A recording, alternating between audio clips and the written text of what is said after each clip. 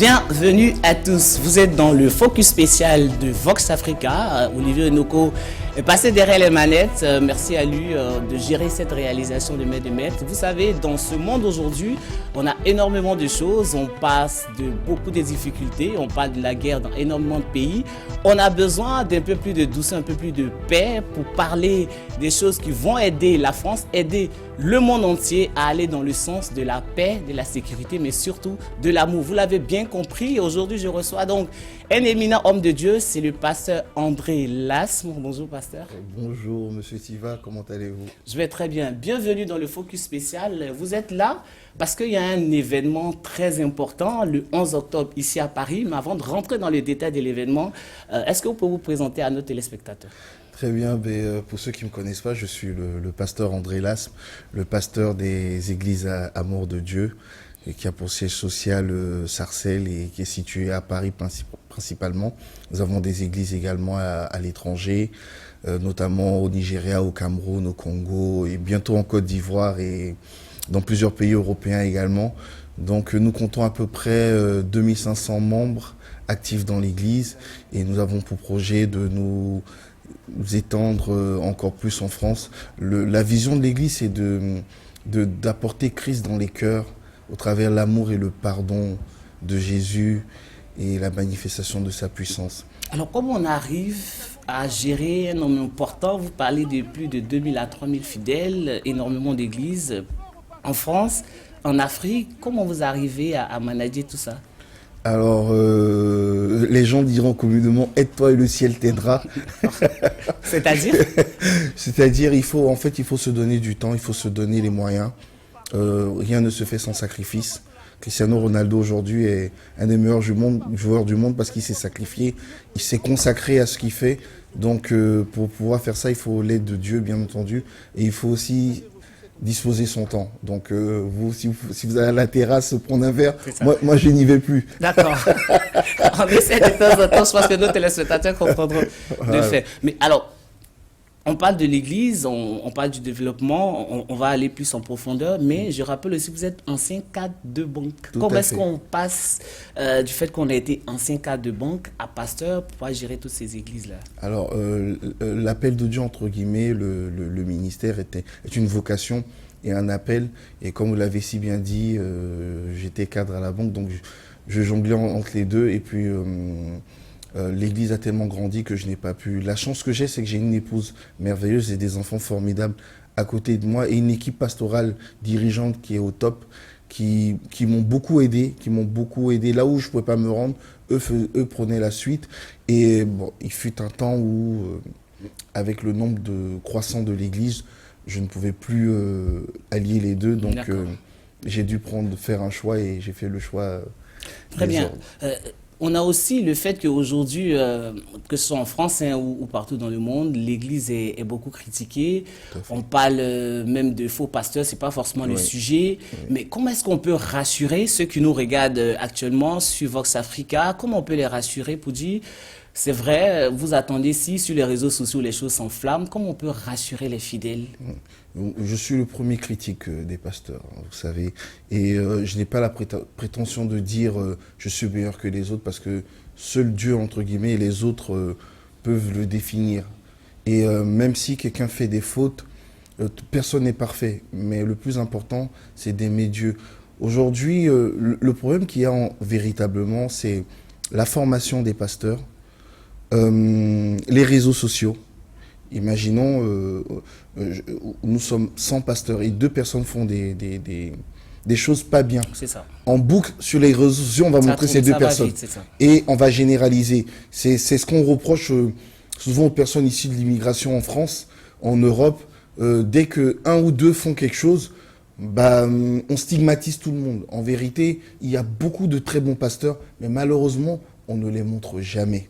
Et c'est fait exprès également, je suis conscient que c'est fait exprès de montrer toujours ceux, entre guillemets, qui font des erreurs. Mais pourquoi ceux qui sont les bons pasteurs, on va dire comme ça, ne prêtent peut-être pas la parole aussi pour lorsqu'il y a des situations conflictuelles ou des situations sur les réseaux sociaux, pour dire quand même, on sent que peut-être il y a un manque de solidarité, non? Tout à fait, il y a un vrai manque de solidarité parmi les pasteurs et il y a une rivalité. Aujourd'hui, Pourtant, on ne devait pas avoir des rivalités. malheureusement, on est entre guillemets issu du mouvement protestant évangélique. L'Église catholique est bien unie, bien formée. Les prêtres sont bien formés. Il y a des scandales, mais il n'y a pas autant de scandales que dans les églises protestantes. Pourquoi? Parce que la plupart des gens qui sont pasteurs, permettez-moi de le dire, ne vont pas servir Dieu parce qu'ils aiment leur prochain, parce qu'ils aiment le pays où ils sont, parce qu'ils ou elles ont envie d'aider les autres. Mais il y a beaucoup de gens qui veulent s'aider eux-mêmes à devenir plus prospères financièrement, à assouvir des vengeances, des désirs dits charnels. Donc malheureusement, ce qui est sérieux ce qui est sérieux est caché. On dit la vérité prend les escaliers. Nous sommes dans un monde où on aime s'amuser. Nous qui prêchons sérieusement, on n'aime pas trop nous médiatiser. Mais aujourd'hui, si vous voyez un pasteur qui danse sur la chair, entre guillemets, qui se déshabille, qui se met torse nu, les réseaux sociaux vont plus le montrer qu'un pasteur qui va dire « aime ton prochain comme toi-même ». D'accord. Aujourd'hui, nous sommes en France. On le dit souvent, on voit énormément de choses. On a des tensions, on a des distensions même au sein de la cellule familiale. Oui. On a la guerre, par exemple, en Ukraine, oui. On a la guerre en Afrique. Comment est-ce que l'Église Amour de Dieu, dont vous dirigez, peut aider d'abord la France à sortir de cette ornière-là? Alors, nous n'avons pas la prétention de dire qu'on va régler tous les problèmes de France, mais aujourd'hui, je peux voir que par des témoignages à l'Église, par beaucoup de jeunes qui sont sortis de la drogue, beaucoup de filles, de jeunes femmes qui sont sortis de la prostitution, de toutes sortes de choses. Et nous avons une église qui a une diversité culturelle et de couleur de peau. Comment on peut on a toutes les nationalités dans l'église. Exactement, toutes les nationalités. Mais on a même des Brésiliens. Donc, en vérité, c'est un ancien voyou qui vous parle actuellement. C'est quelqu'un qu'on a jugé, qu'on a condamné. Que beaucoup... Quand vous dites ancien voyou, vous parlez de votre parcours, c'est-à-dire qu'avant d'arriver, je ne vais pas dire métier, à la vocation de pasteur, vous avez eu un parcours, peut-être nos téléspectateurs qui nous regardent sont peut-être curieux de savoir Oui, j'ai failli aller en prison, il y a 20 ans de ça, j'étais au tribunal, et c'est là que j'ai donné ma vie à Dieu. Et cet amour que Dieu m'a donné, j'ai voulu le transmettre aux gens également. Vous savez, c'est difficile de grandir avec beaucoup de blessures, sans sa mère biologique, c'est difficile. La vie est difficile en France. Et en tant que jeune, on se sent rejeté, stigmatisé. Vous n'avez pas souvent les codes pour avoir certains travaux. Vous vous sentez rejeté. Même à l'église, les hommes de Dieu qui sont censés vous aider vous rejettent. Et combien de personnes sortent des églises parce que nous, les pasteurs, nous sommes durs. Et cet amour de Dieu que j'ai reçu, je me suis dit, Seigneur, si tu as pu changer un pécheur comme moi, quelqu'un de mauvais et de méchant comme moi, c'est que tu peux changer tout le monde. Et cet amour que j'ai reçu, on veut le donner aux autres en faisant des œuvres sociales. Parce que le fait n'est pas seulement de prêcher, mais le fait est de donner, de faire des œuvres sociales, aider les étudiants à continuer leurs études. On fait beaucoup de social, on aide beaucoup de gens à aller à l'école. Il y a des fondations, des organismes, des banques alimentaires. C'était ça le premier travail du Christ. Le Christ a nourri beaucoup. Et ensuite, bien entendu, il y a tout ce qu'on appelle d'ordre ésotérique, miracles et autres qui se produisent. Mais le plus important, c'est de donner l'amour et de l'espoir aux gens. Pour vous, c'est quoi l'amour de Dieu? Parce qu'on entend beaucoup. On parle énormément de l'amour de Dieu, on parle de l'amour de Dieu. Comment vous définirez l'amour de Dieu très concrètement? Alors, l'amour de Dieu, comment je définirais? En France, il y a des fleuves. Par exemple, je vais prendre la Seine. Quand il pleut, il y a ce qu'on appelle des mares qui se créent. C'est ça. Et quand vient le soleil, ces mares disparaissent. Mais la Seine, malgré la canicule, ne disparaît jamais. Mais la Seine représente l'amour de Dieu. La Seine est gratuite. La Seine n'est pas payante. Bon, même si elle est sale un peu, mais bon, c'est une image. C'est une image. Compris. Voilà, la Seine est gratuite. On n'a pas besoin de payer entre guillemets, pour aller prendre l'eau de la Seine. Dieu nous aime tel qu'on est. L'amour de Dieu, c'est un amour, comment on dit, un amour sans intérêt. Sans intérêt, voilà, inconditionnel, sans intérêt. En fait, il y a beaucoup de gens qui parlent de l'amour de Dieu, mais ne connaissent pas l'amour de Dieu. Moi, je prends mon cas. Je ne méritais pas d'être pasteur, je ne méritais pas d'être sauvé. Mais Dieu m'a aimé malgré tout ce que j'ai fait dans mon passé. Et je me rends compte aujourd'hui que, en fait, Dieu ne cherche pas des gens qui sont parfaits. Au contraire, Dieu cherche des gens imparfaits pour les rendre parfaits et aider les autres. L'amour de Dieu, c'est ce sacrifice que le Christ a fait à la croix, sans entre guillemets, me connaître, ben, il a donné sa vie pour moi. Donc, un petit ami, une petite amie, un mari ou une femme, je ne vais pas diviser les foyers. C'est ça, bien sûr. Peut t'aimer, mais l'amour d'un homme est limité. Mais l'amour de Dieu est illimité. Et un mot, je sais qu'à l'église, il y a énormément de jeunes, lorsqu'on préparait l'interview. Comment est-ce que vous arrivez à aider ces jeunes-là? Parce qu'on a quand même des jeunes qui viennent à l'église, peut-être qui étaient dans la drogue, dans la délinquance. D'autres étaient peut-être malades, d'autres avaient des situations difficiles avec les parents. Des gens se sont sentis abandonnés par le père, par la mère. Comment vous, avec cette vision de l'amour de Dieu, là, vous arrivez à leur transmettre cette joie et finalement, on sait qu'il y a énormément de personnes qui ont changé. Exactement. Mais, moi, ce que je reproche un peu à beaucoup de pasteurs, c'est de seulement parler, prêcher, et après, les gens, vous prêchez et vous les laissez. Il y a des gens qui ne comprennent pas pourquoi beaucoup de gens, pourquoi, entre guillemets, grâce à Dieu, j'ai un certain succès dans le ministère et beaucoup de gens me suivent. Je ne peux pas prêcher sans démontrer. Saint Jacques dit une chose, montre-moi ta foi et montre-moi tes œuvres. Il n'y a pas d'amour, il n'y a que des actes d'amour. Ouais. Je peux parler, mais il faut que je démontre mon amour. Ces jeunes-là, je me mets à leur place. Ces jeunes femmes, c'est papa, c'est maman, ces personnes qui souffrent, je me mets à leur place. Parce que avant, j'ai été à leur place. J'ai dormi dans la rue. Et quand vous avez dormi dans la rue, lorsque quelqu'un vient vous dire « je vais dormir dans la rue ce soir », des traumatismes du passé remontent et vous ne souhaitez ça à personne, à aucun ennemi. Donc, même si j'ai 50 € dans ma poche, j'ai 10 €, je donnerai tout ce que j'ai parce que je me souviens que j'ai traversé ces situations. Et vous savez, beaucoup de gens évangélisent avec la prière. Il faut prier. Mais la meilleure évangélisation, c'est de donner. C'est de donner. Aujourd'hui, moi, je félicite nos frères musulmans. Pourquoi ils attirent beaucoup de gens? Parce qu'ils savent donner. Nous, dans nos églises, à part faire des débats théologiques, à part s'insulter, à part dire que lui, c'est un sorcier, lui a touché à des fétiches, lui a fait ça, on ne sait rien faire d'autre. On ne donne rien du tout dans la maison de Dieu. À part insulter l'église catholique, je suis pasteur, je ne suis pas censé dire ces choses, mais à part insulter l'église catholique, on ne fait rien d'autre. L'église catholique, aujourd'hui, il y a le secours populaire.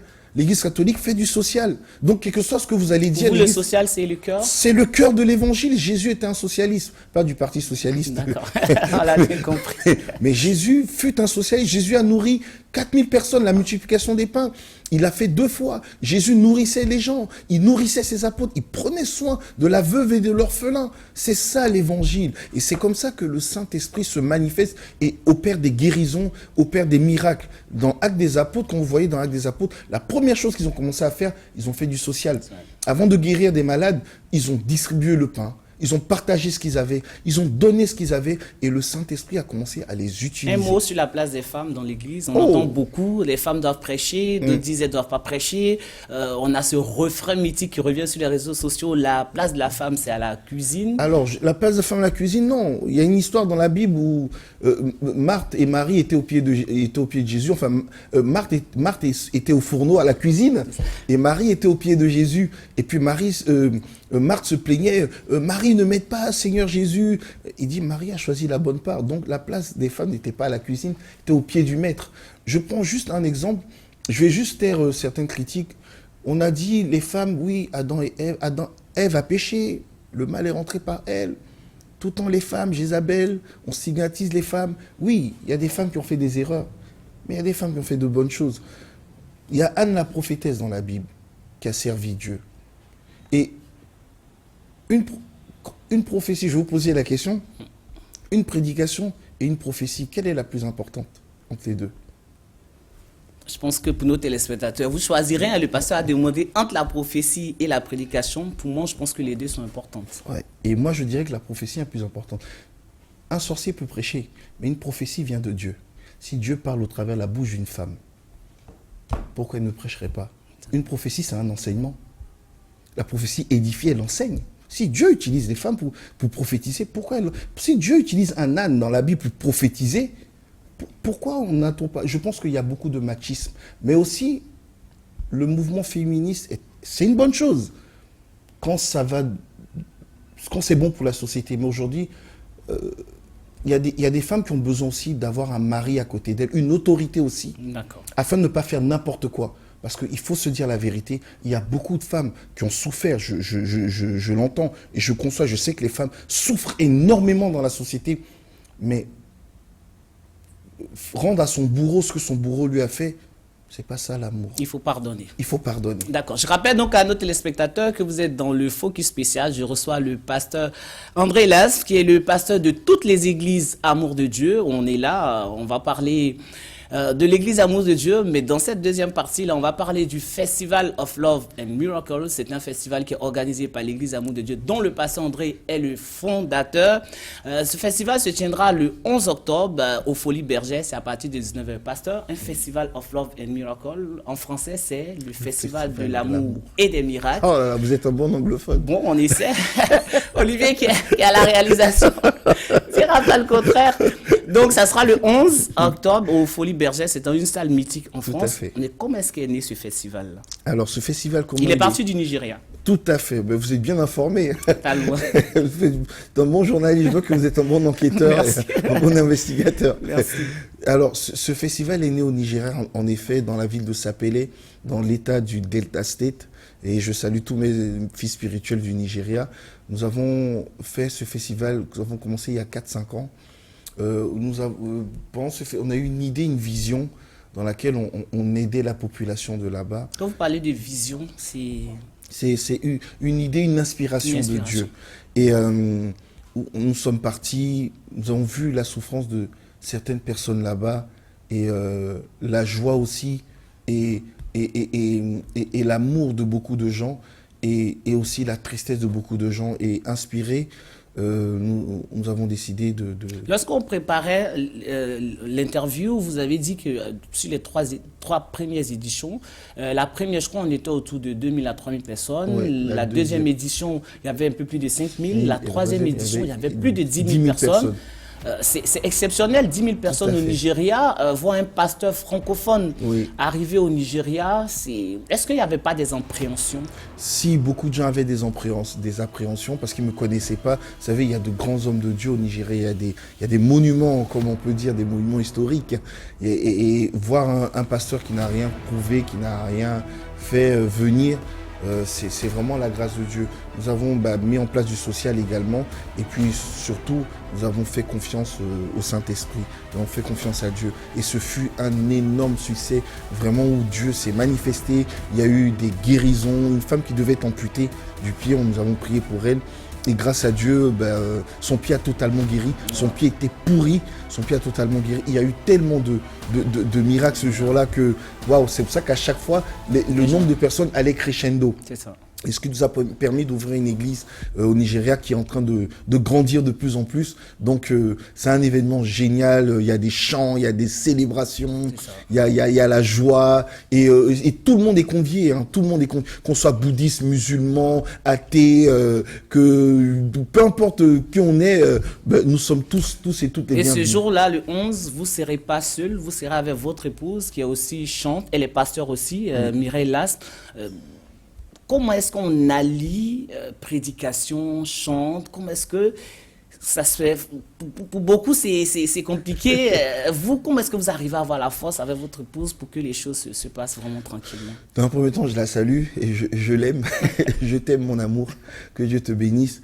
Faut savoir ça fait 24 ans qu'on est ensemble et on a fêté nos 16 ans de mariage. Donc, quand on s'est mis ensemble, on savait ce qu'on voulait, on savait où on voulait aller et on était déterminés. Donc, sans sacrifice, il n'y a pas de résultat. Cristiano Ronaldo ne boit pas de certaines boissons, certains sodas, certaines nourritures qu'il aimerait bien manger, mais c'est grâce à ça qu'il a ses résultats. Aujourd'hui, je vais être franc, mon épouse et moi, on ne va pas en vacances. Quand on va en vacances, c'est pour l'œuvre de Dieu, c'est là qu'on profite pour faire des vacances. Donc, tout ce qui était entre guillemets superflu par rapport à l'œuvre de Dieu. Le goût du sacrifice, c'est important. Le goût du sacrifice. Parce que beaucoup de gens voient des pasteurs et d'autant plus jeune. Peut-être qu'ils pensent que vous êtes arrivé là comme ça. Exactement, que c'est facile d'être pasteur.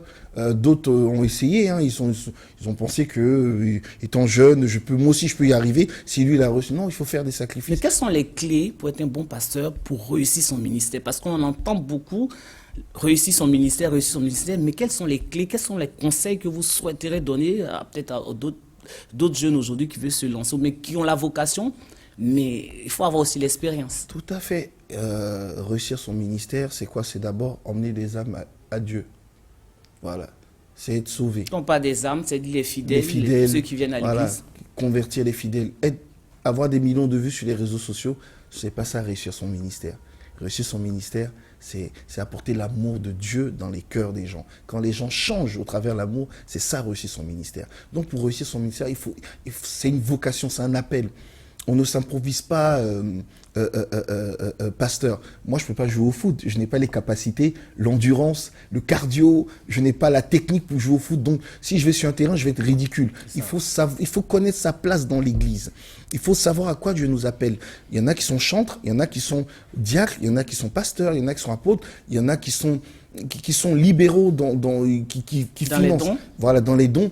Donc, il faut d'abord connaître sa place. Et quand on connaît sa place, on excelle. Sur un terrain de foot, celui qui sait qu'il est défenseur va exceller en défense. Donc, il faut savoir à quoi on est appelé d'abord. Ensuite, il faut avoir un bon mari ou une bonne femme. C'est déterminant? C'est déterminant. Si mon mari ou ma femme ne m'accompagne pas dans ce que je fais, je peux être le meilleur des prédicateurs, mais personne ne m'écoutera.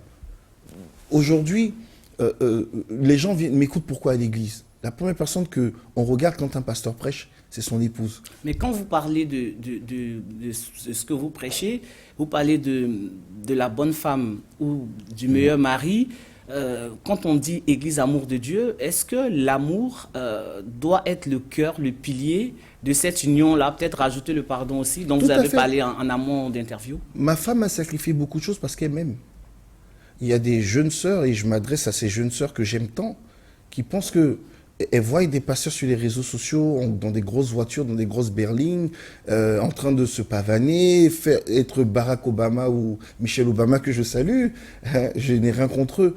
Et les gens pensent qu'être pasteur, c'est la starification. Et quand elles rentrent dans le ministère, elles déchantent.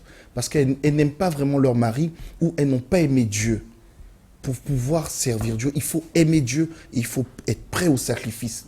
Servir Dieu, c'est vraiment des sacrifices. Donc, il faut que monsieur, madame s'entendent dans les fiançailles, qu'ils se disent les vérités, qu'ils parlent réellement, afin que, lorsqu'ils arrivent dans le ministère, ben, en fait, ils savent où ils ont mis les pieds.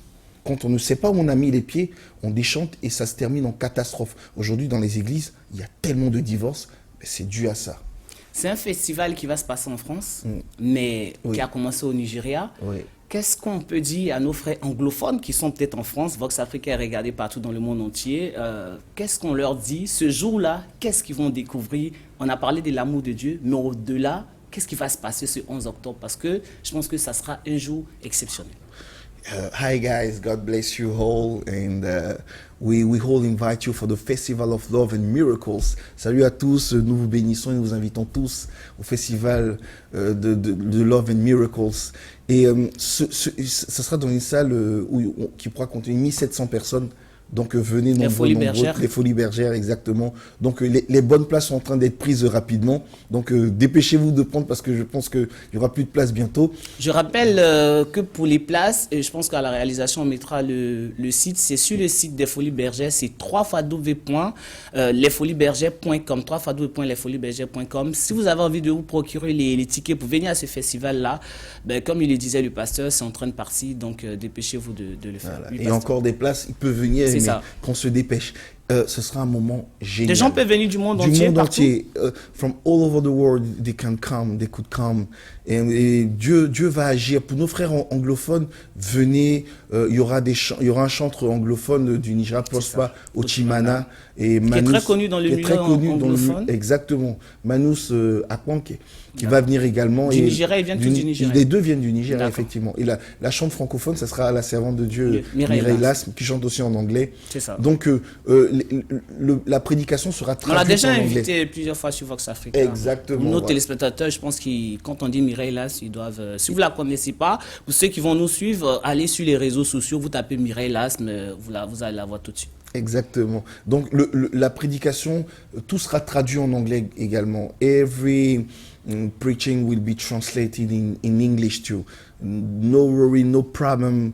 Let's come together and for worship, in order to worship God. Et ça, donc ça sera traduit. Donc tout le monde peut venir. On va traduire le moment, on va chanter, on va célébrer, on va danser. Ça sera un moment festif. Il y aura de grosses surprises. Je ne vais pas toutes les dire ici, C'est ça. mais il y aura de grosses surprises. Donc, tout le monde est convié. Tout le monde est convié. Tout le monde peut venir. Donc, il ne faut pas que les gens hésitent à venir. On a rencontré des fidèles Oui. de l'église Amour déjà avant l'interview qui nous disaient le 11 octobre à Paris, c'est le Festival of Love. C'est dans la tête de tout le monde, Oui. on en parle partout. On a l'impression que c'est quelque chose vraiment de très important en termes de message. Oui. Ce message que vous voulez véhiculer, c'est important de savoir que nous sommes dans une société où c'est difficile. La société a besoin d'amour, de pardon. Je voulais vraiment que vous insistiez là-dessus, car même on est en France et la France aussi a besoin vraiment d'entendre ce message. L'amour et le pardon. L'amour et le pardon. Aujourd'hui, l'amour, c'est un aveugle. L'aveugle ne voit pas la couleur de peau. L'aveugle ne voit pas les yeux. L'aveugle ne distingue pas la couleur. L'aveugle aime un point, c'est tout.